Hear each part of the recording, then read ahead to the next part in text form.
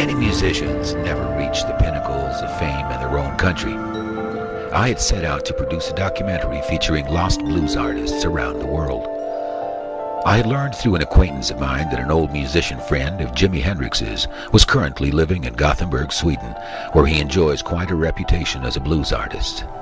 This is the story of King George Clemons, KG to his friends, who sees the light of day for the first time in Hampton, Virginia, USA, on the 21st of November, 1941, only 2 weeks short of the attack on Pearl Harbor. His father, a Cherokee Indian, his mother, an African American, KG draws his passion from this union.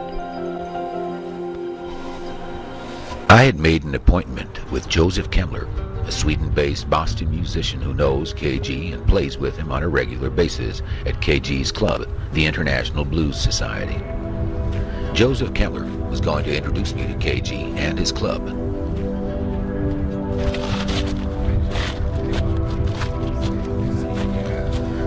Rock and roll has already taken many of the paths already walked by blues artists. In Sweden, blues suffered serious setbacks in the beginning of the 1940s. Ever since, support has risen, but compared to many other art forms, blues is still in an unfavorable position, and blues artists fight relentlessly for vindication.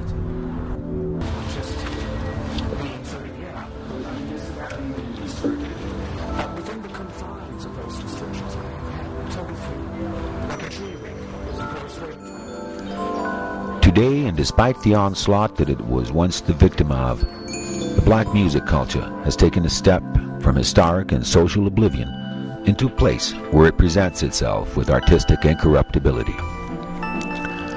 Numerous musicians from Sweden, and indeed from all over the globe, have visited King George's music waterhole. They've all left their mark in the music that King George plays. In Sweden, he's played with Ulf Wakenius, Lasse Werner, Rune Gustafsson, George Riedel, Harald Svensson, Hector Binchert, just to mention a few. KG's first professional recording back in the mid-60s in New York City featured members of the then Ray Charles Band. Billy Preston, Bernard Purdie, J.J. Johnson are but a few of the world-renowned musicians that KG has performed with over the years. Nat King Cole has always been a source of inspiration for KG. Teddy Wilson, once Billie Holiday's backup pianist, is another grand artist that KG has performed with. The great Charles Brown, not to be forgotten.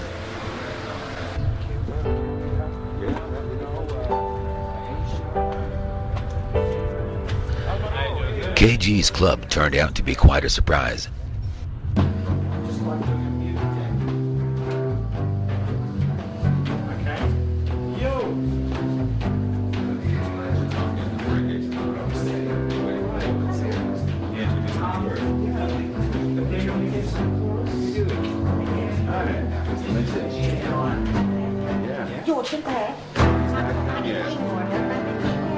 All right, okay.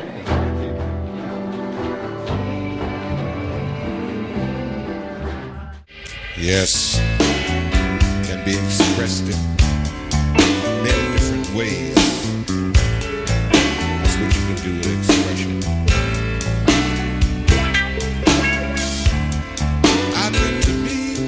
George Clemons doesn't make a secret of the fact that he's learned a lot from every single musician that he's played with.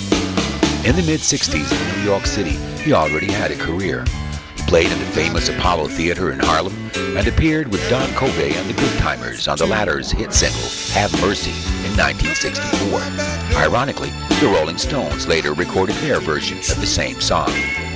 It was through the King Curtis Band that KG befriended a young Jimi Hendrix in 1965. As a matter of fact, KG and Jimi Hendrix lived next door to each other. KG's solo career took a leap forward when he released the single Drive On Jane. On this recording, he was accompanied by part of the Ray Charles Band, including percussionist Bernard Purdie. I rely on my instincts to right because I'm a man that travels. I go all Never mind. I did do my part. I be human being like you. And learn. As long as I should live, I should hope that I will be able to learn. I'm talking about in relationships. I'm not especially talking. I'm talking about life itself. Life. You have to decide if you're going to live or if you're going to die. And you have to have your meaning to life. And if it's the right meaning, then you can trust your instincts and you can be confident. You know, and it doesn't matter if somebody thinks you got a big mouth or this and that. The point is, you know what you're doing, and if you last, live long enough, and keep on with whatever you're trying to do, then you do it. You know, and hopefully you'll come out on top of this. But I mean, it's personal now. I'm not talking about Cadillacs and limousines and bodyguards and being told by record companies how you should do something. I mean, I've never done it like that. Somebody always heard me somewhere. I teach it to my students now that they should always remember somebody is listening when they do music. For some musicians, they don't want to play it as somebody hearing them. And I'm hearing them, for example, when they say so. And that's important, each person. And then you find out what they hear.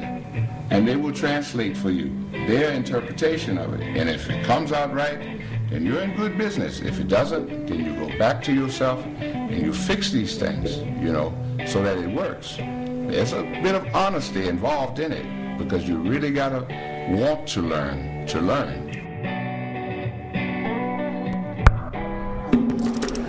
Hey, listen, it's a workshop here, and he already done took up his time. You know, I'm an old man. I could die before this is all over.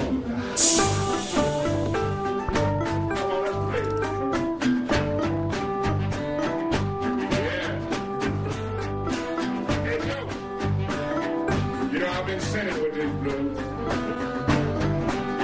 You know what we do on Sunday, don't you? Yeah, I'm going to church because I need to pray.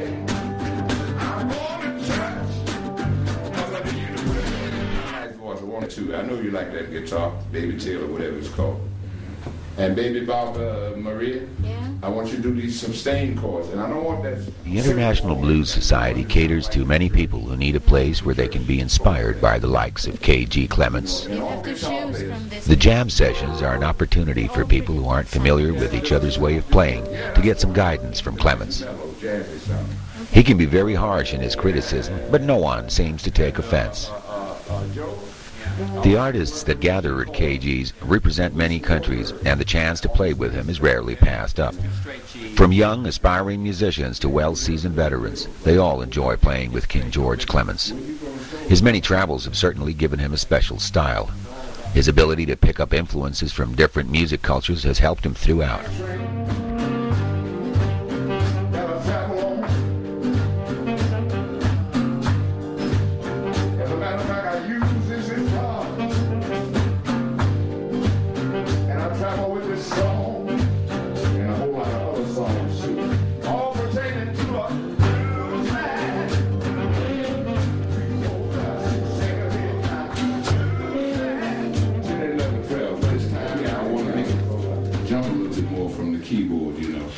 I want to make it a little bit fast, you know, in the tribute thing.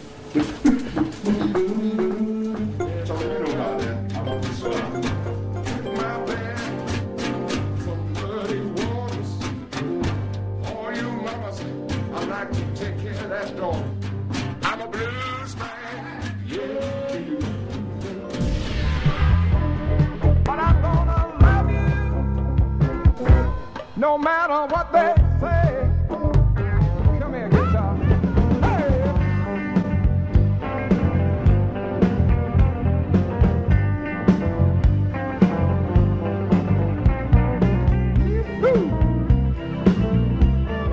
His international appearances in Belgium, Denmark, France, Germany, former Yugoslavia, Greece, and most recently South America, where he performed in Uruguay, attract big crowds, and he sees it as a privilege of his to be allowed to spread the blues in his own distinctive fashion. So much I don't know what I'm